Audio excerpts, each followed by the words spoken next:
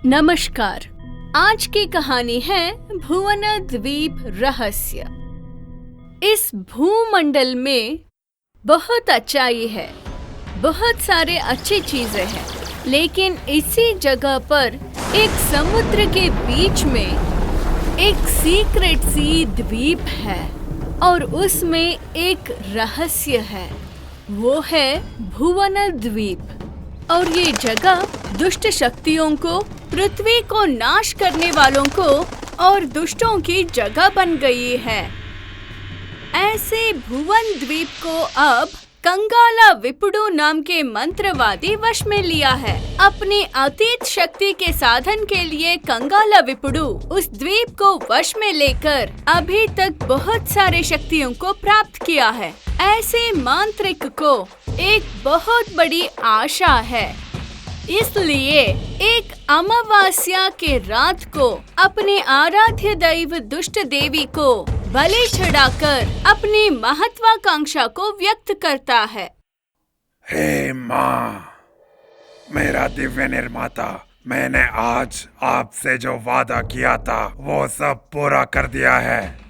अब मैं अपनी शरीर को वज्रकाय में बदलना और अमर के रूप में युगों तक इस पृथ्वी पर शासन करने की अपनी आजीवन इच्छा को पूरा करना चाहता हूँ। मेरी इच्छा को पूरा करो जननी। ऐसे प्रार्थना करता है। तब वो दुष्ट देवता उसी गुफा में एक छोटे से पिंजरा में रहने वाली उल्लू में समा जाती है। अगले ही क्षण में उल्लू की वो पिंजरा फट जाती है। उसमें रहने वाली उल्लू एक राक्षसी की रूप लेती है। जैसे किसी ने उस उल्लू की सर काटा हो, वैसे वो बगल में गिरती है और उस उल्लू के सर की जगह एक भयानक रूप वाली दुष्ट देवता की सिर आती है। वो देवी अपने भक्त को, हे मंत्रवादी, बहुत सी पूजा करके मेरे पास एक अमूल्य वर को मांगना चाहते हो क्या? नहीं माँ, जैसे आपने आदेश दिया मैंने सब कुछ वैसा ही किया। अब तक 40 लड़कियों की बलि आपको दिया हूँ और उनके खून की एक झील बनाई रखा हूँ। उसके बाद आपने जैसे बोला था 3 असाधारण योद्धाओं को पकड़ लिया, यातनाएं दी, सबसे भयानक समय के दौरान आपकी चरणों में बलिदान कर दिया। क्या अब भी आपको लगता है कि मेरी पूजा आधी अधूरी है? ठीक है माँ, अब मुझे बताओ, तुझे कौन सा बलि चाहिए? बताओ कि तुम्हें क्या बलिदान चाहिए तुम्हें प्रसन्न करने के लिए। मैं बताती हूँ, लेकिन वादा नहीं निभाया तो मैं तुझे आहार बना लूंगी।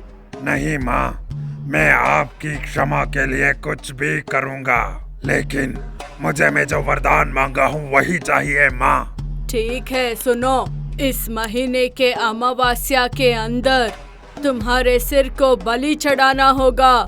केवल ऐसे करने पर जो वज्रकाया तुम चाहते हो और अमरत्व को वरदान में दूंगी। ऐसे दुष्ट देवता की बात सुनकर मांत्रिक को आश्चर्य होता है। क्या सोच रहे हो? अमरत्व मांगने पर देवता अपने सर को मांग रही है, ऐसे ही ना? उसके लिए एक वजह है मूर्ख। इस महीने के अमावस्या के अंदर तुम अगर अपने सिर को बलि चढ़ाओगे, उसे लेकर अगले महीने के अमावस्या को तुम्हारी मांग की वर तुम्हें मिलेगी। मुझे दिए हुए सिर के बदले में तुम खुद ही एक महावीर को ढूंढकर उसके सर को काट कर लेके आ। तब तक तुम्हारे शरीर के देखभाल मैं करती रहूंगी। लेकिन माँ, मैं बिना सिर वाले शरीर से उस योद्धा को कैसे ढूंढूं? क्या मुझ पे संदेह करते हो? अभी एक पक्षी के सर काटकर मैं तुम्हारे लिए आई ना, तो फिर तुम्हारे वर सिद्धि होने तक उस पक्षी के सर ही काफी है ना? मैं समझ गया माँ। मैं उल्लू के कटे हुए सिर को अपने गढ़ से जोड़ूंगा और उससे ही उस योद्धा को बहुत ही जल्द तलाश करूंगा। मैं आपको वो बलिदान अर्पित करूंगा और आप मुझे वो वरदान दो जो मैं चाहता हूँ माँ।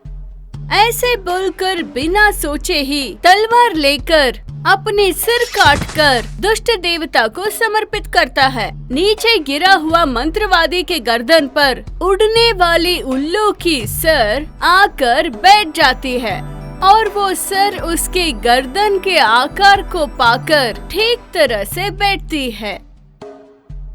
देवी के विग्रह से आने वाली प्राण और उस उल्लू के सर मनुष्य के शरीर वाले मांत्रिक में समाकर वो जिंदा हो जाता है और वो उठकर देवी के विग्रह के सामने, माँ, अगले 50 वर्ष के भीतर अगली भयानक अमावस की रात मैं आपकी संसारिक महायोद्धा को बलि दूंगा और मैं आपके लिए उनका सिर प्राप्त करूंगा।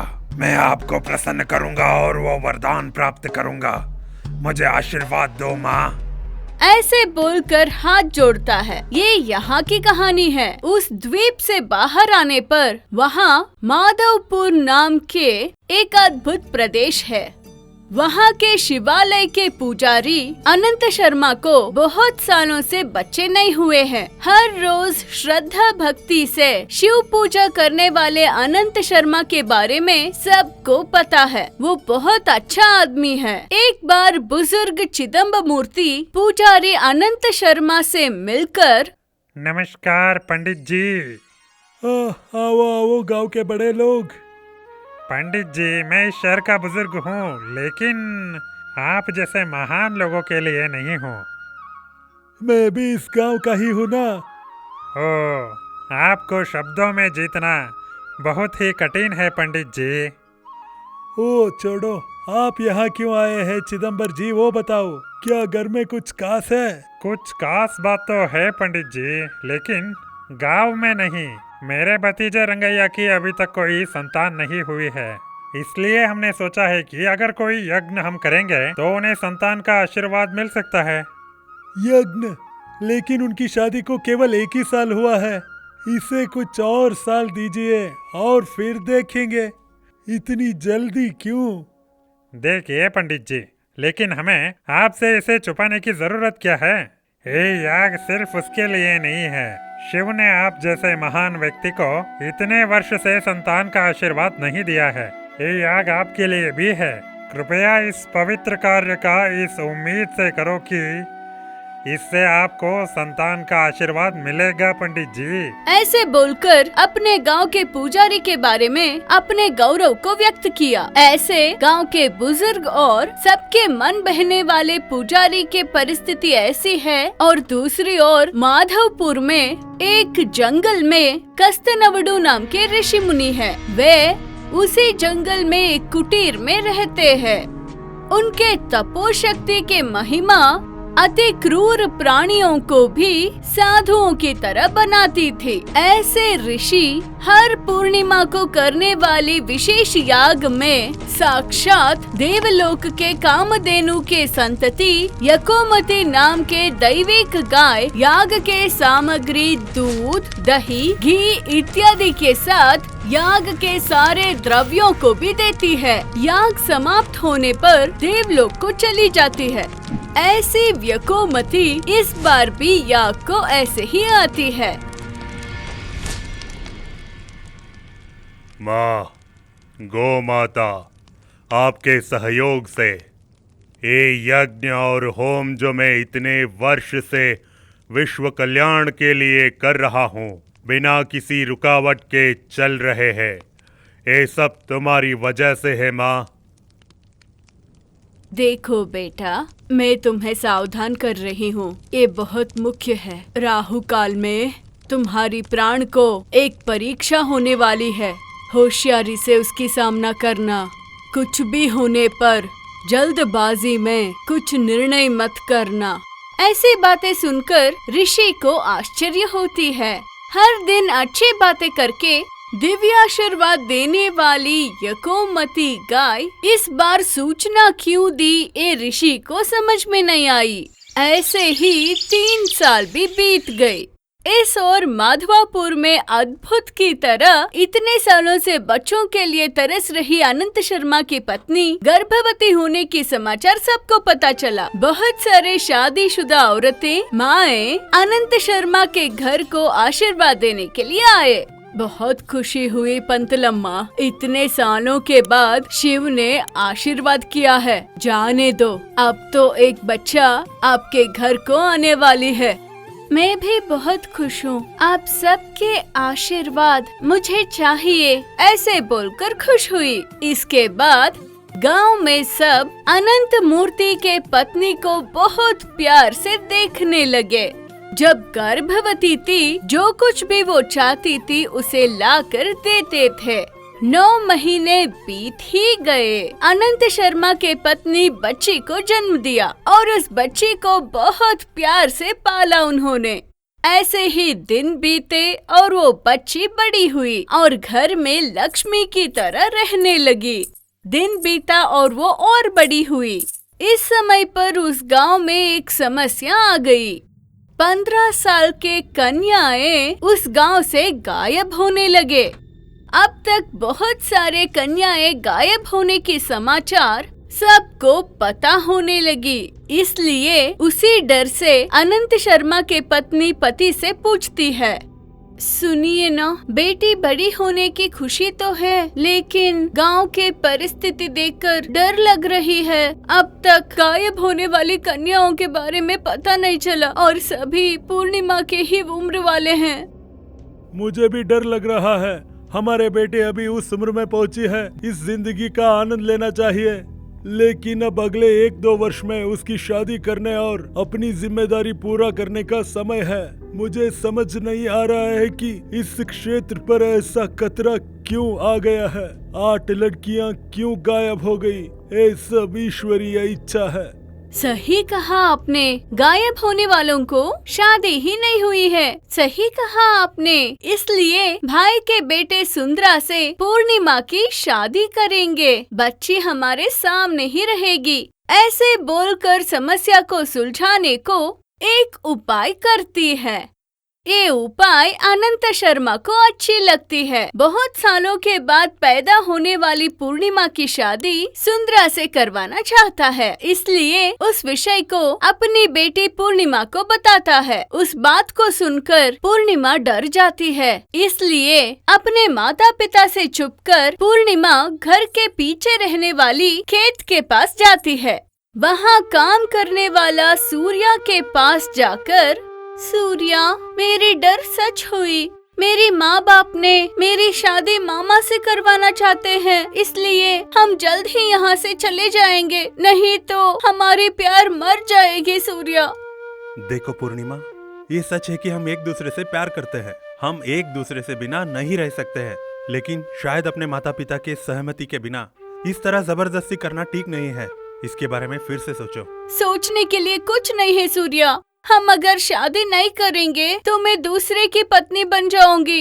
ऐसे सूर्या कुछ भी कहने पर पूर्णिमा नहीं मानी, इसलिए इस हालात में सूर्या ने पूर्णिमा से शादी के लिए हाँ कर दी। ठीक है पूर्णिमा, मुझे इस रात सोचने का समय दो। कल हम इन सब से भाग के शादी करेंगे। ऐसे वादा करता है। उस रात को घर में सोए बिना बहुत ही सोचता है। मैं एक शाही जासूस हूँ। ये सत्य पूर्णिमा से छुपाकर मैंने बहुत बड़ा गलती कर दी। मैं उसे ये बात नहीं बता सका कि राजा ने मुझे यहाँ पता लगाने के लिए भेजा था कि हमारे क्षेत्र में युवा महिलाओं के गायब होने के पीछे कौन है, और मैं उससे शादी नहीं कर सकता। वो समझने की मनस्थिति में नहीं है अभी, और अगर मैं शादी के बंधन में बांध जाऊं तो शायद मैं अपना कर्तव्य भूल जाऊं। ऐसे सोचते हुए पूर्णिमा से छुपाए हुए बात के बारे में, पूर्णिमा से शादी को नकारने के बारे में बहुत समय तक सोचने के बाद अब के लिए सूर्योदय होते ही पूर्णिमा को गांव से दूर एक मंदिर को ले जाकर वहां उनसे शादी करता है। प्यार करने वाले से शादी करके पूर्णिमा बहुत खुश होकर, मैं बहुत खुश हूँ सूर्या, इसी क्षण से मैं तुम्हारी पत्नी हूँ, अब हमें कोई दूर नहीं कर सकते, ऐसे खुशी से बोलने लगी। और वहाँ 2 यक्ष कन्याएं प्रत्यक्ष होकर क्रोध में सूर्या को बोलते हैं, तुम नीच हो, तीनों यक्ष कन्याओं के जीवन को विनाश कर दिया तुमने, तुम्हारे वजह से हम शिलाएं बनेंगे। आप कौन हो? मैंने आपकी जिंदगी कैसे बर्बाद कर दी? आप मेरे कारण पत्थर क्यों बन रहे हो? ऐसे पूछता है और वहाँ पर प्रत्यक्ष होने वाले 2 यक्ष कन्याओं के साथ सूर्या से शादी करने वाली पूर्णिमा भी उन लोगों की तरह शिला बनती है। उसे देखकर सूर्या डरता है। महामांत्रिक कंगाला विबड़ू के वर प्राप्ति होती है क्या? उसके सर की बलि का लाभ होगा? बहुत सालों के बाद पैदा होने वाली बेटी अपने प्रेमी के साथ शादी करने के साथ शिला बनने वाली विषय अनंत शर्मा को पता चलेगी। इतने साल प्यार करने वाली पूर्णिमा यक्ष कन्या होने वाली बात यक्ष कन्याएं क्यों आकर बताते हैं और वो शिलाएं बनने के कारण क्या है? ऐसे एक कहानी में शुरू होने वाली 3 कहानियों का सवालों का जवाब जानने के लिए हमारे भुवन द्वीप रहस्य के अगले एपिसोड देखना पड़ेगा। अगर आपको ये कहानी पसंद आई तो कृपया हमारे चैनल लाइक करें, अपने दोस्तों के साथ शेयर करें और हमारे चैनल को सब्सक्राइब करना ना भूलें। कृपया आपकी प्रतिक्रिया कमेंट बॉक्स में लिखें। मिलेंगे एक और कहानी के साथ। नमस्कार।